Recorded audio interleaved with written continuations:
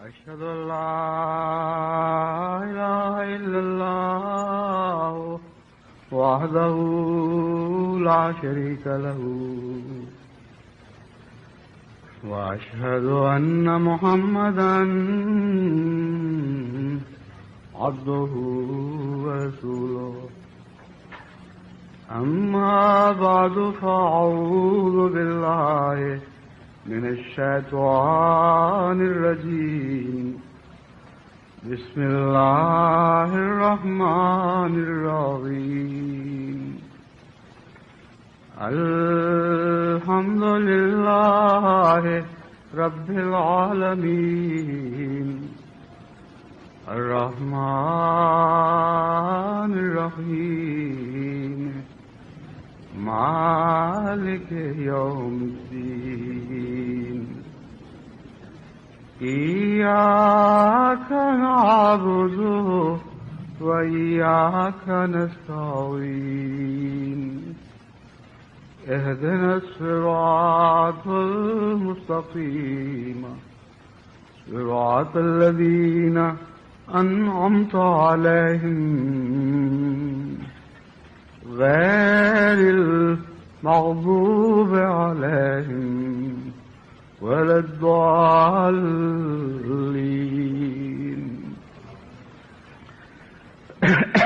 چند دن پہلے مجھے نون اسٹریٹ ہالینڈ میں جماعت احمدیہ ہالینڈ کو ان کے سالانہ جلسے میں خطاب کرنے کی توفیق ملی. تو اس ضمن میں کہ آئندہ صدی کے لیے اور خصوصیت سے اس سال کے بقیہ حصے میں جماعت احمدیہ کو کیا کرنا چاہیے، میں نے ایک مضمون کی تمہید وہاں باندھی تھی. وہ مضمون تو آپ کیسٹس کی صورت میں مہیا ہوگا تو سن سکیں گے. اس کا مختصر تعارف یہ ہے کہ اس موقع پر میں نے 3 بنیادی ایسے محرکات کا ذکر کیا، ایسے اسباب کا ذکر کیا جو جماعت احمدیہ کی ترقی کے لیے انتہائی ضروری ہیں اور جن کے باہمی تعلق کو سمجھنا بہت ضروری ہے. اور وہ 3 اہم اسباب جو قوموں کی ترقی کے لیے نہایت ہی اہم کردار ادا کرتے ہیں وہ ہیں تقدیر الہی اور انسانی تدبیر اور دعا. ان تینوں کے درمیان کیا باہمی رشتہ ہے، کس کو کس پر فوقیت حاصل ہے اور کیسے مومن اس نظام کو اور ان کے باہمی تعلقات کو سمجھ کر اپنے لیے نہایت ہی عمدہ اور مفید راہ عمل تجویز کر سکتا ہے. دعا کے ضمن میں نے یہ بھی بتایا کہ دعا کی قبولیت کے لیے انسانی اعمال کو بہت گہرا دخل ہے اور اعمال میں سے وہ حصہ اعمال جن کا خدا تعالی کی طرف بڑھنے سے تعلق ہے. جب تک کسی کے ساتھ کوئی دوستی کا تعلق قائم نہ ہو اس وقت تک وہ اس کی آواز پر لبیک نہیں کہتا. آواز پر لبیک کہنے کے لیے گہرے رشتے ہونے ضروری ہیں اور جتنا زیادہ یہ رشتہ گہرا ہوگا اتنا ہی زیادہ طبی جوش کے ساتھ انسان دوسرے کی آواز پر لبیک کہتا ہے. جس طرح ایک بچے کی پکار پر ماں لبیک کہتی ہے اس طرح آپ کو دنیا کے رشتوں میں کوئی اور مثال دکھائی نہیں دے گی.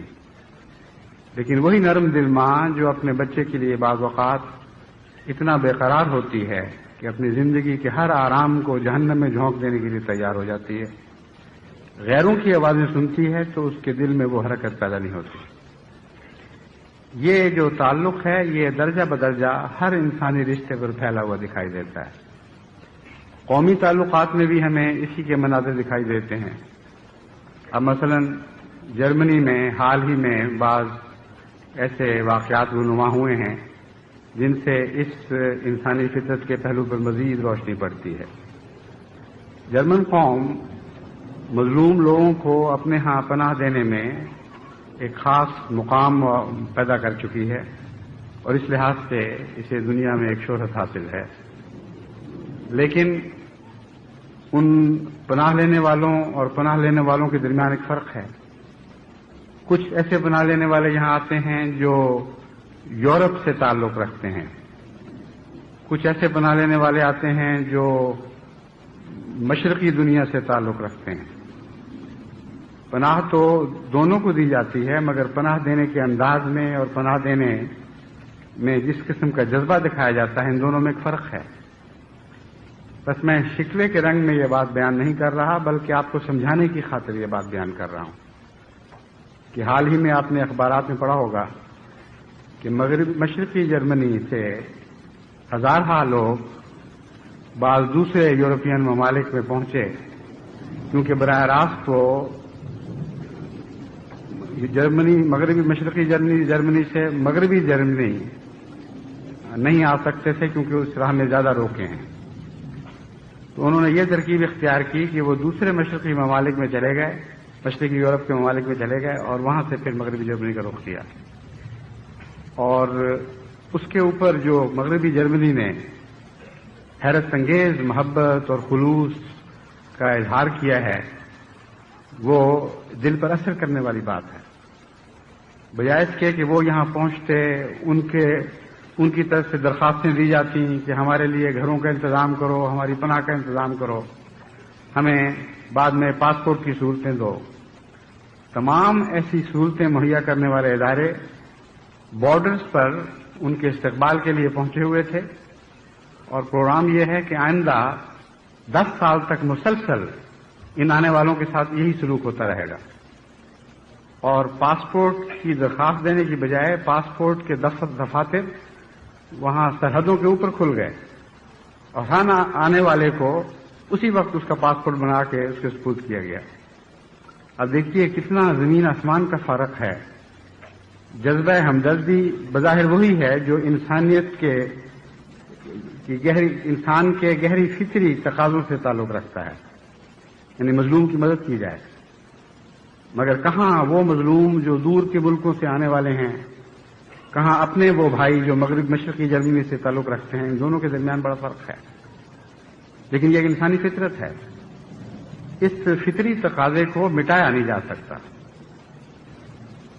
جماعت احمدیہ کی اپنی ایک شخصیت ہے جو کوئی ملکی شخصیت نہیں، وہ ایک بین الاقوامی شخصیت ہے. 120 ممالک سے تعلق رکھنے والی یہ جماعت ہے، لیکن اس کے باوجود 120 ممالک میں سے ہر ملک جماعت کی شخصیت پر اپنے رنگ میں بھی اثر انداز ہوتا ہے، اور بین الاقوامی تعلقات میں ان شخصیتوں کو ملحوظ رکھا جاتا ہے. اس مشکل کو دور کرنے کے لیے وہی ذریعہ ہے جس کا میں پہلے ذکر کر چکا ہوں کہ دعا کے ذریعے خدا سے تعلق باندھا جائے. جو جماعت احمدیہ کی طرح عالمگیر ہی نہیں بلکہ ساری کائنات کا مالک ہے، اور اس کے ساتھ ایسا تعلق باندھا جائے کہ ہر دوسرے انسانی تعلق سے وہ تعلق بڑھ جائے. پھر یہ کیسے ممکن ہے کہ اس غیر معمولی تعلق کے بعد خدا آپ کے ساتھ وہ سلوک نہ کرے جو قومیں اپنے ہم قوموں کے ساتھ سلوک کیا کرتی ہیں، جو مائیں اپنے بچوں کے ساتھ سلوک کیا کرتی ہیں. وہ سلوک ان سب رشتوں سے بڑھ کر ہوگا، لیکن اس کے لیے انسان کو اپنے اندر کچھ پاک تبدیلیاں پیدا کرنی پڑتی ہیں اور خدا کے جیسا ہونے کی کوشش کرنی پڑتی ہے. یہ مضمون بھی سمجھنے سے تعلق رکھتا ہے اور بڑے غور سے آپ کو اس کو سمجھنا اور دل نشین کرنا چاہیے. جتنی بھی مثالیں میں نے آپ کے سامنے رکھی یا اور مثالیں جو آپ سوچ سکتے ہیں، ان میں ایک بات غور کے نتیجے میں آپ پر خوب کھل جائے گی کہ وہ تعلقات جن میں مشابہت پائی جاتی ہے وہ زیادہ مؤثر ہوتے ہیں، اور جتنی زیادہ تعلقات میں مشابہت بڑھتی چلی جائے گی اتنے ہی زیادہ وہ مؤثر ہوتے چلے جائیں گے. ماں اور بچے کے درمیان سب سے زیادہ مشابہت پائی جاتی ہے. وہ دونوں ایک ہی وجود کا حصہ ہوتے ہیں، ایک ہی جیسی سوچنے والے فطرتاً، اور ایک ہی جیسے خون کے مالک ہوتے ہیں. ان کے دماغ بھی ملتے ہیں، ان کے دل بھی ملتے ہیں، ان کے اعضاء بھی ملتے ہیں، چہروں کے نقوش بھی ملتے ہیں. لیکن اگر ظاہری نقوش نہ بھی ملیں تب بھی آپس میں اشتراک کی اتنی قسمیں اب موجود ہیں اور اتنے زیادہ اشتراکات موجود ہیں کہ اس سے بڑھ کر انسانی یا حیوانی رشتوں میں اشتراکات سوچے نہیں جا سکتے. بس در حقیقت ماں کی محبت اس اشتراک کی بنا پر ہے. مغربی جرمنی نے اگر مشرقی جرمنی کے باشندوں سے محبت اور پیار کا سلوک کیا ہے تو واضح بات ہے کہ ان کے درمیان اشتراکات ہیں. اور جب ہم جنس کے ساتھ مل کر بیٹھیں تو ان کے جذبات اور تعلقات کی صورت اور ہوا کرتی ہے. جب غیر جنس کے ساتھ مل کر بیٹھتا ہے تو اس کے تعلقات اور جذبات کی صورت اور ہوا کرتی ہے. یہ ایسی بات نہیں ہے جس کا سوچ سے تعلق ہے، یہ ایسی بات نہیں ہے جس کا انسانی اخلاق سے تعلق ہے، یہ فطرت کے گہرے تقاضے ہیں. چنانچہ فارسی میں کہا جاتا ہے کند ہم جنس با ہم جنس پرواز، کہ تم دیکھو گے کہ ایک جنس کے پرندے اسی جنس کے پرندوں کے ساتھ پرواز کرتے ہیں. کبھی آپ نے مرغابیوں کو کووں کے ساتھ پرواز کرتے نہیں دیکھا ہوگا، کبھی آپ نے فاختاؤں کو مگھوں یا بازوں کے ساتھ پرواز کرتے ہوئے نہیں دیکھا ہوگا. جب بھی یا تو وہ اکیلے اکیلے پرواز کرتے ہیں، جب بھی اکٹھے پرواز کریں ہم جنس پرندے اپنے ہی جنس کے دوسرے پرندوں کے ساتھ مل کر، یعنی دونوں ہم جنس باہم پرواز کرتے ہیں. اب اس میں کسی اخلاق کی تو کوئی بات نہیں. اگر کوئی شارک کووں کے ساتھ مل کر پرواز کرنا چاہے اور کوے اس کو پرواز نہ کرنے دیں تو شارک کا یہ حق تو نہیں ہے کہ وہ شکوے کرے کہ دیکھو تم ہم سے برا سلوک کر رہے ہو یا غلط سلوک کر رہے ہو. اگر وہ ساتھ مل کر پرواز کرنے دیں تو ان کا احسان ہے. بس جہاں تک قوموں کے طبی فطری رجحانات کا تعلق ہے اس میں شکوے کی کوئی جا نہیں ہے. آپ اس قسم کی باتیں ہرگز نہ کریں کہ جرمن قوم نے جرمن قوم سے تو اتنا اچھا سلوک کیا اور ہمیں بعض دفعہ 15 سال گزر جاتے ہیں اور پاسپورٹ کے لیے دھکے کھانے پڑتے ہیں لیکن پاسپورٹ نہیں ملتا. یہ کوئی سوچی سمجھی تدبیر کے نتیجے میں نہیں ہے، نہ کوئی اسے ہم ریس کے فرق کے طور پر کہہ سکتے ہیں. جیسا کہ میں نے مثال دی ہے، یہ گہرے فطری تقاضے ہیں جن کا زندگی کی ہر نوع سے تعلق ہے. لیکن جتنا ہم غور کریں وہاں یہ بات ضرور دکھائی دے گی کہ اشتراک ہونے چاہیے، اور جہاں جہاں اشتراک پائے جائیں گے وہاں یہ فطری تقاضا ضرور کار فرما ہوگا. اللہ تعالیٰ نے ہمیں دعا کے مضمون میں بھی یہی بات سکھائی ہے کہ تم میرے ساتھ اپنی قدر مشترک پیدا کرو. یہ نہ ہو کہ تم غیر کے بنے رہو اور پھر مجھے پکارو اور پھر یہ خیال کرو، یہ وہم دل میں لاؤ کہ میں ضرور تمہاری پکار کا جواب دوں گا. حضرت صلی اللہ علیہ وآلہ وسلم کو مخاطب کرتے ہوئے اللہ تعالیٰ فرماتا ہے وَإِذَا سَأَلَكَ عَنِّي عِبَادِي، جب میرے بندے میرے متعلق سوال کریں، فَإِنِّي قریب، تو میں تو قریب ہوں. یہاں لوگ بعض دفعہ لفظ عبادی کا مفہوم نہ سمجھنے کے نتیجے میں ایک غلط نتیجہ نکال لیتے ہیں. وہ سمجھتے ہیں کہ عبادی سے مراد ہر کس و نفس، ہر کہرما، ہر قسم کا انسان عبادی کی ذیل میں آ جاتا ہے، خواہ اس کا وہ گندا ہو، خواہ وہ گمراہ ہو، خواہ وہ خدا کی ہستی کا منکر یا اسے گالیاں دینے والا ہو، خواہ وہ بندوں پر ظلم کرنے والا ہو. عبادی کی ذیل میں وہ لوگ سمجھتے ہیں کہ ہر قسم کے انسان شامل ہو جاتے ہیں، اور خدا کا ان کو جواب یہ ہے کہ میں تمہارے قریب ہوں.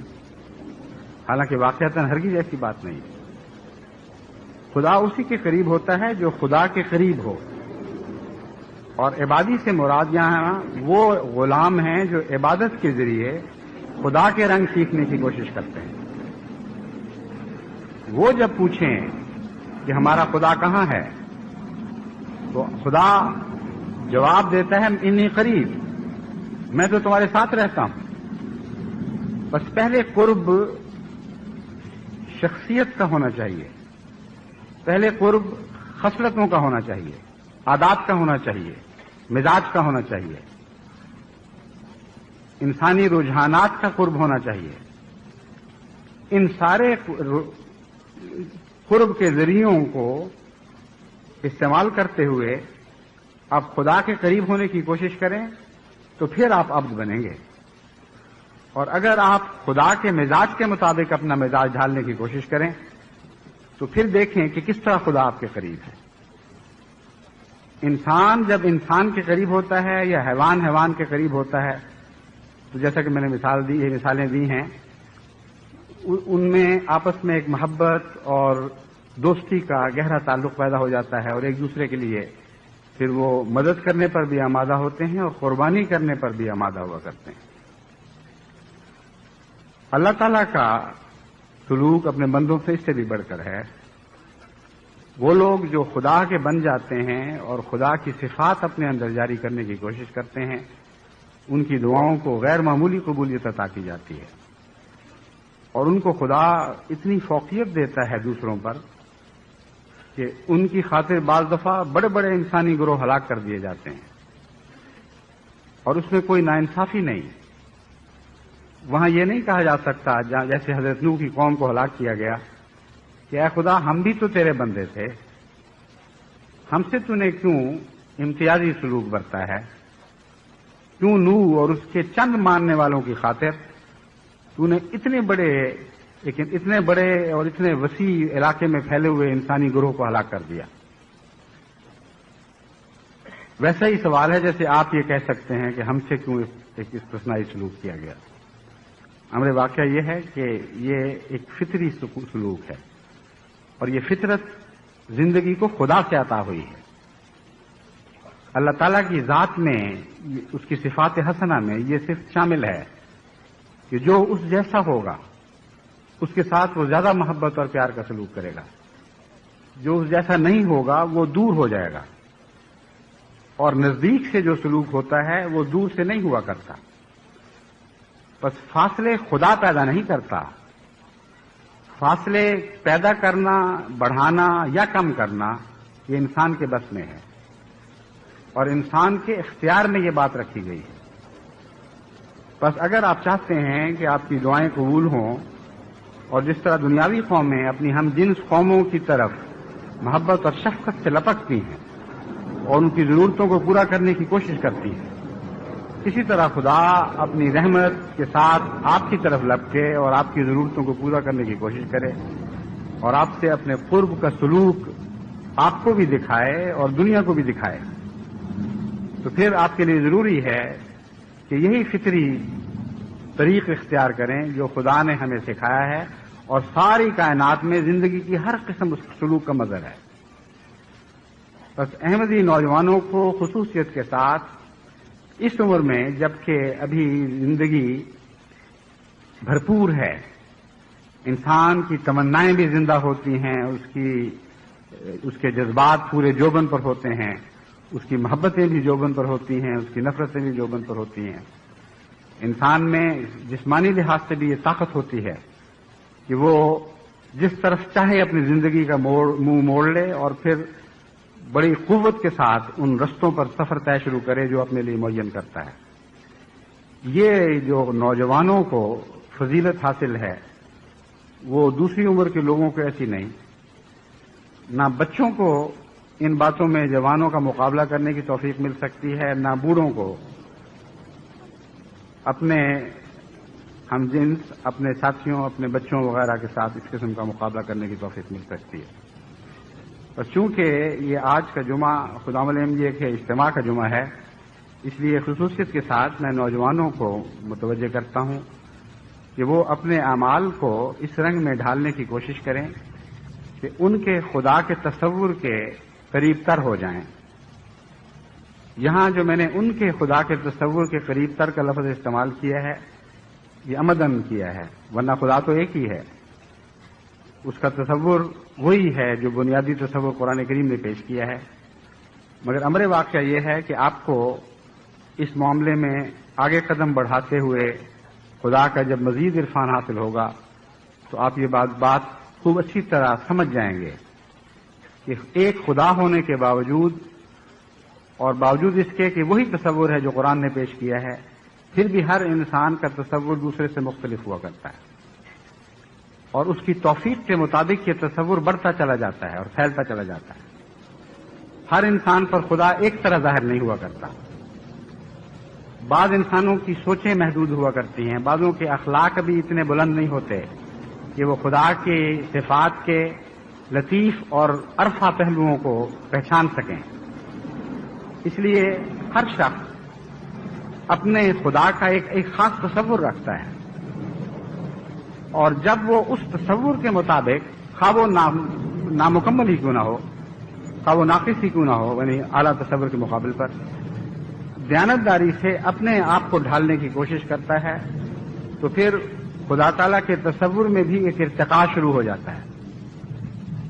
پھر اس پر ہر روز ایک نیا خدا ظاہر ہونے لگتا ہے، اور خدا کی ہر ظاہر ہونے والی شان پہلی شان سے بڑھ کر ہوتی ہے۔ بس قرآن کریم نے جب یہ فرمایا کہ کل یوم ہو فی شان، کہ ہر روز ہر لمحہ خدا کی شان تبدیل ہوتی رہتی ہے، تو اس سے یہی مراد ہے۔ یہ مراد تو نہیں ہے کہ نعوذ باللہ خدا تعالیٰ بدلتا رہتا ہے، کیونکہ خدا تعالیٰ کی ہستی تو تبدیلی سے پاک ہے اور تبدیلی سے بالا ہے۔ کوئی ایسی ہستی جو ازلی بھی ہو اور ابدی بھی ہو وہ تبدیل نہیں ہو سکتی، کیونکہ اگر وہ تبدیل ہوگی تو نہ وہ ازلی رہے گی نہ وہ ابدی رہے گی۔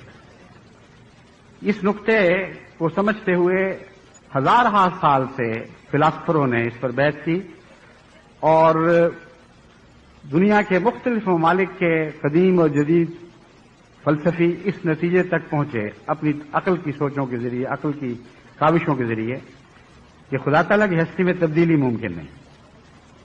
اور مذاہب کے مطالعہ سے بھی یہی بات معلوم ہوتی ہے، کیونکہ خدا کی ہستی میں تبدیلی اس کے ازل پر بھی حملہ کرتی ہے، اس کے ابد پر بھی حملہ کرتی ہے۔ بس قرآن کریم جب فرماتا ہے کل یوم ہو فی شان، تو ہرگز یہ مراد نہیں کہ نعوذ باللہ خدا تعالیٰ تبدیل ہوتا رہتا ہے۔ ہاں، اس کی وہ شان ضرور بدلتی ہے اور ہر لمحہ بدلتی ہے جو اپنی مخلوق پر ظاہر ہو رہی ہوتی ہے۔ مثلا موسموں کے تبدیلی کے ساتھ بھی خدا تعالیٰ کی شانیں بدلتی ہیں، لیکن حقیقت نہیں بدلتی، خدا کی شان کا اظہار بدل رہا ہوتا ہے۔ اگر موسم گرم ہو تو کیا خدا کی ذات میں کوئی تبدیلی ہوگی؟ اگر موسم ٹھنڈا ہو تو کیا خدا کی ذات میں کوئی تبدیلی ہوگی؟ اگر موسم انتہائی طور پر دلوں پر ایک تاریکی پیدا کرنے والا ہو اور ان کے جذبات کو مزمحل کرنے والا ہو، جیسا کہ بعض دفعہ ڈپریشن پیدا کر دیتے ہیں موسم، تو کیا خدا کی ذات میں کوئی تبدیلی پیدا ہوگی؟ اور اگر موسم خوشگوار ہو اور انسان کی سوئی ہوئی مزمحل کیفیتوں کو بیدار کرنے والا اور تازہ کرنے والا ہو، تو کیا خدا کی ذات میں کوئی تبدیلی پیدا ہوگی؟ ہرگز نہیں۔ لیکن ہاں، آپ کے خدا کے تصور میں ضرور فرق پیدا ہوں گے۔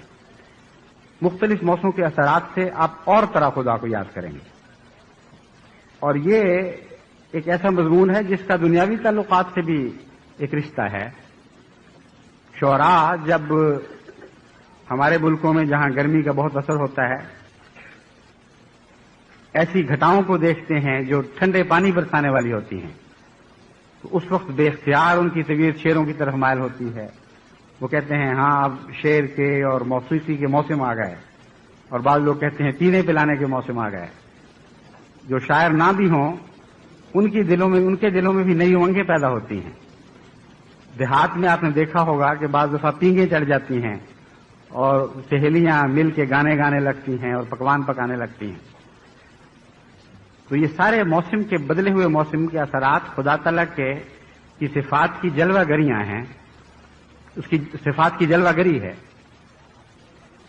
بس جلووں کی تبدیلی سے مراد ہرگز یہ نہیں کہ خدا تبدیل ہوتا ہے، لیکن جلووں کی تبدیلی سے انسان کے دل پر مختلف اثرات ہوتے ہیں۔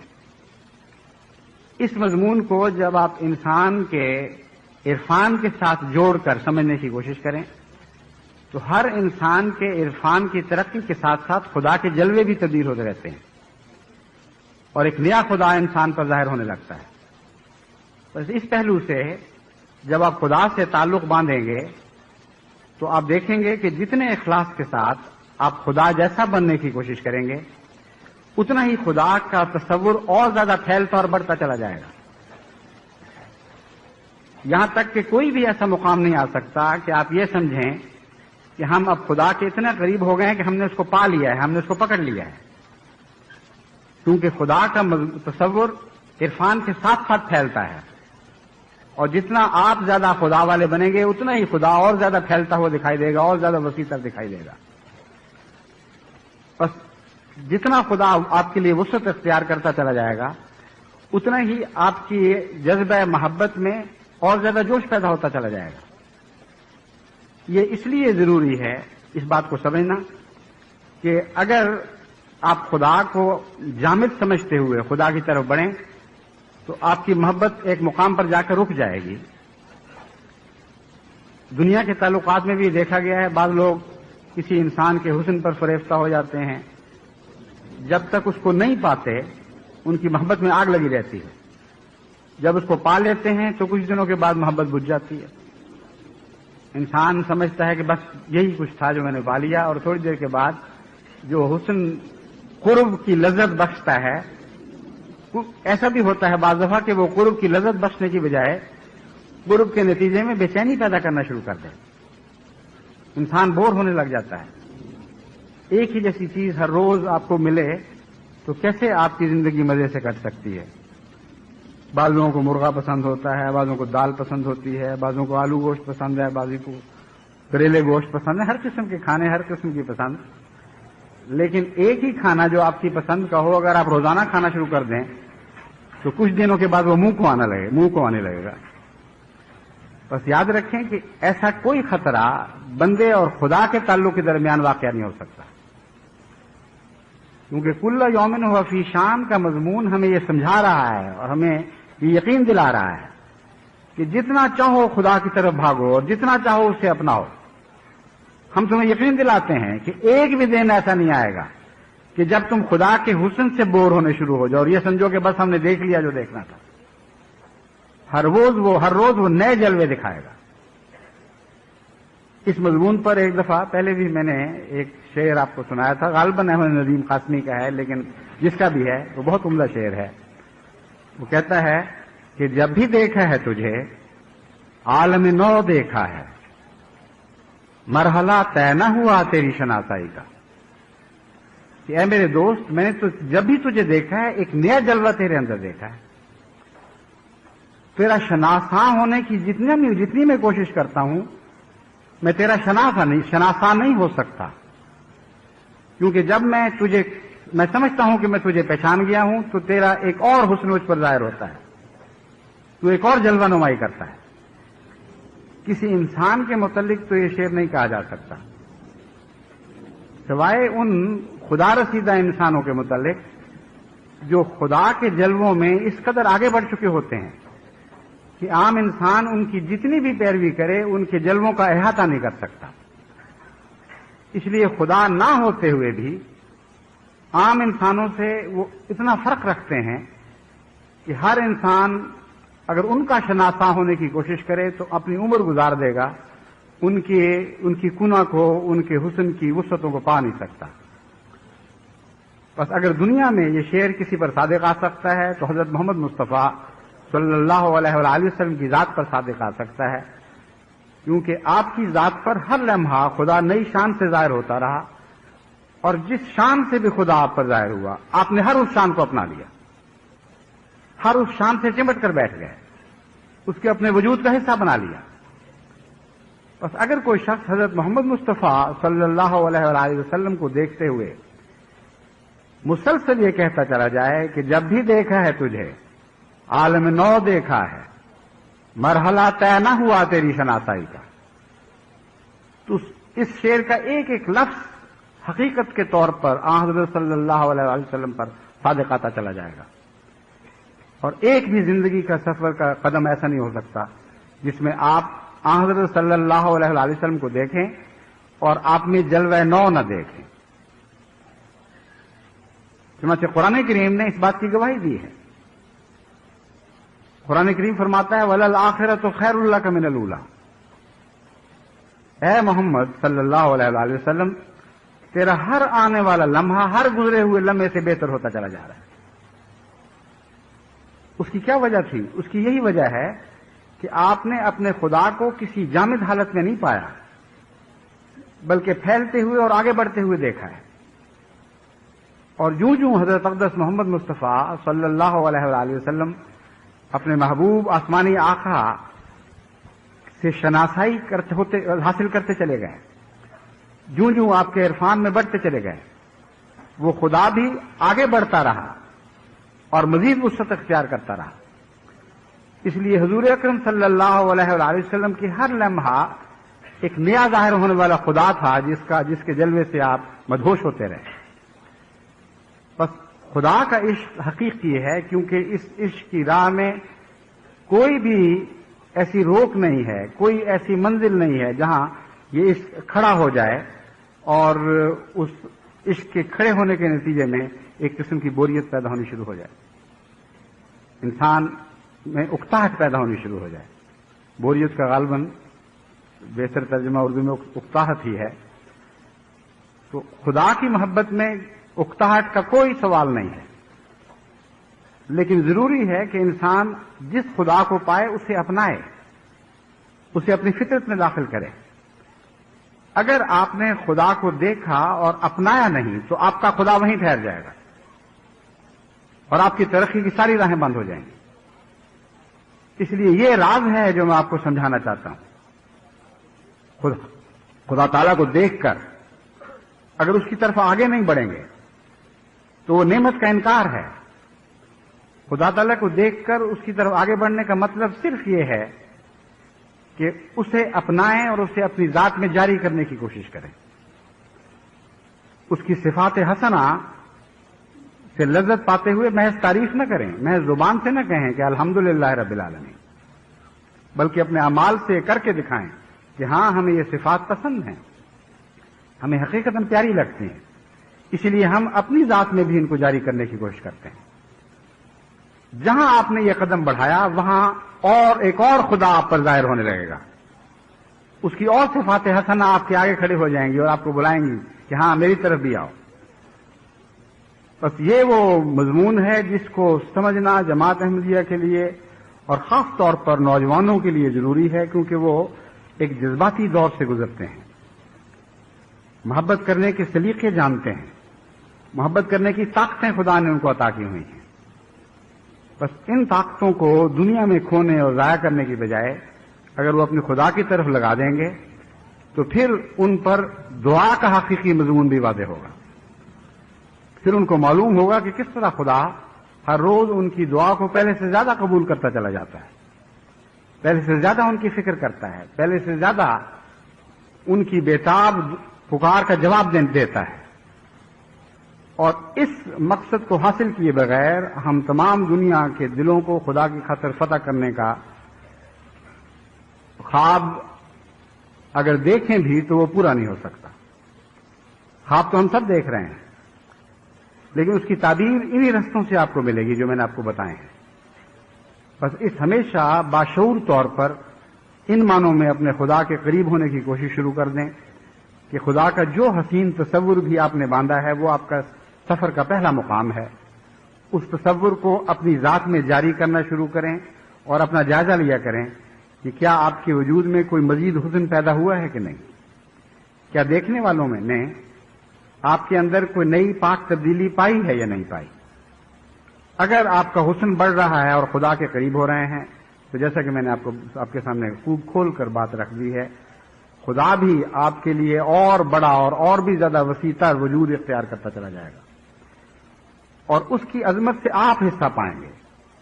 کیونکہ جتنا خدا زیادہ عظیم ہو کر آپ پر ابھرے گا اور جتنا آپ اس کے قریب ہونے کی کوشش کریں گے اتنا ہی آپ کے انسانی دائرے بھی پھیلتے چلے جائیں گے اور آپ کا وجود ایسی وسعت بھی اختیار کر سکتا ہے کہ عام انسان بھی آپ کو حیرت سے دیکھیں. بس اللہ تعالیٰ سے دعا بھی کریں اور دعا کی طاقت بڑھانے کے لیے اس نسخے پر بھی عمل کریں جو میں نے آپ کو بتایا ہے. اس کے بعد پھر ہمارے سامنے بہت سے کام ہیں، بہت سے لائحہ عمل ہیں جن کو ہم نے اختیار کرنا ہے، اور خصوصیت کے ساتھ آئندہ صدی کے لیے ہم نے نمونے بنا کر پیش کرنے ہیں کہ اس طرح خدمت دین ہوا کرتی ہے، اس طرح دنیا میں روحانی انقلاب برپا کیے جاتے ہیں. اس رنگ میں ایسا کام کریں کہ جس طرح صدیاں گزرے ہوئے مجددین کو دیکھتی ہیں، اس طرح آپ کی اس نسل کو آئندہ آنے والی صدی مجددین کے طور پر دیکھے. وہ یہ سمجھے کہ آپ کا مقام ان کے مقابل پر ایسا تھا جیسے مجددین کا مقام ہوا کرتا ہے. آپ نے ان کے لیے راہیں طے کرنے کے اسلوب روشن کیے ہیں، آپ نے ان راہوں پر چل کر آگے بڑھ کر ان کے لیے نمونے دکھائے ہیں اور ان کو بتایا ہے کہ کس طرح خدا اور بندے دونوں کی طرف بیک وقت سفر ہوا کرتے ہیں اور کس طرح ان کے فاصلوں کو انسان آپس میں اپنی دعاؤں اور کوششوں کے ذریعے کم کرتا چلا جاتا ہے. یہ جو آخری بات ہے اس کے متعلق انشاءاللہ آئندہ پھر کبھی میں کسی موقع پر بات کروں گا، یعنی فاصلے کم کرنے کی بات. ایک فاصلے کے متعلق تو میں نے آپ کے سامنے بات کھول دی ہے کہ آپ کے اور خدا کے فاصلے کم ہونے چاہیے، مگر کم ہونے سے یہ مراد نہیں کہ واقعی کم ہو جائیں گے. کم ہونے سے مراد یہ ہے کہ آپ آگے بڑھیں گے اور خدا اور بھی آگے بڑھے گا، لیکن اس کے باوجود جہاں تک آپ کے خاطر پیار سے جھکنے کا تعلق ہے وہ فاصلے کم ہوتے ہوتے بالکل مٹ جائیں گے، اور ایسے مٹ جائیں گے کہ آپ عملاً اس بات کا مشاہدہ کریں گے کہ وہ آپ کی شہرت سے بھی زیادہ قریب ہے. بس اللہ تعالیٰ ہمیں اس کی توفیق عطا فرمائے اور خدا تعالیٰ ہمیں توفیق بخشے کہ ہم آئندہ نسلوں کے لیے، آئندہ صدیوں کے لیے ایک ایسا نور چھوڑ جائیں جس کی روشنی میں وہ ہمیشہ خدا اور خدا کے بندوں کی طرف آگے بڑھتے رہیں. اللہ تعالیٰ ہمیں اس کی توفیق عطا فرمائے. الحمد لله نحمده ونستعينه ونستغفره ونؤمن به ونتوكل عليه ونعوذ بالله من شرور أنفسنا ومن سيئات أعمالنا من يهده الله فلا مضل له ومن يضلله فلا هادي له ونشهد أن لا إله إلا الله وحده لا شريك له ونشهد أن محمدا عبده ورسوله. عباد الله رحمكم الله إن الله يأمر بالعدل والإحسان وإيتاء ذي القربى وينهى عن الفحشاء والمنكر والبغي يعظكم لعلكم تذكرون. اذكروا الله يذكركم وادعوه يستجب لكم ولذكر الله أكبر.